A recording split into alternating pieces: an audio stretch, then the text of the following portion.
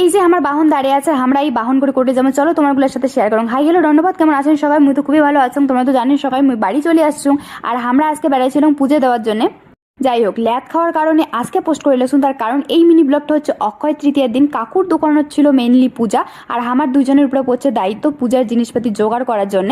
আর আমরা যাই দেখি আগের দিনে কাকু সবকিছু ধুয়ে টুয়ে রাখি দিছে, মানে দোকানের মেজে টেজে। আর আমরা যাই একদম পূজার সবকিছু রেডি করে নিই। দেখো প্রসাদ এদিকে রেডি করা হয়ে গেছে, আর এক না পরে হচ্ছে পুরোহিত আসবে, তো সেই অপেক্ষায় করছিলাম। ঠাকুরও নিয়ে আসে শেষ। এই দেখো পুরোহিতও আসি গেছে, আর সমস্ত জোগাড় জাতি যা আছে আমরা টুকটুক করে দেওয়া দিচ্ছি। তো আজকে পূজা করবে কাকু, আর পুরোহিত তো আছেই। প্রতি বছরে না এই বছরও কিন্তু এই অক্ষয় তৃতীয় দিনে পূজা হওয়া লাগছে, কারণ কাকুর দোকানত এই দিনটাতে পূজা করা হয়। আর প্রত্যেক বছর কি হয় যে সকালবেলা আইসা হয় না, হয়তো বাড়ি গিয়ে প্রসাদ খাওয়া হয়, কিংবা প্রসাদ খাওয়ার সময় একদম আইসা হয়। তো যাই হোক, এবার যেহেতু দায়িত্ব পড়ছে, তো আমরা দুই বোন মিলে চলে আসি, আর টুকটুক করে সব কিছু রেডি করিয়ে দিছি অলরেডি। আর পূজা শেষে আমরা দিয়ে দিছিলাম অঞ্জলি। শেষত সবাইকে প্রসাদ দিয়ে আমরা চলে এসেছি।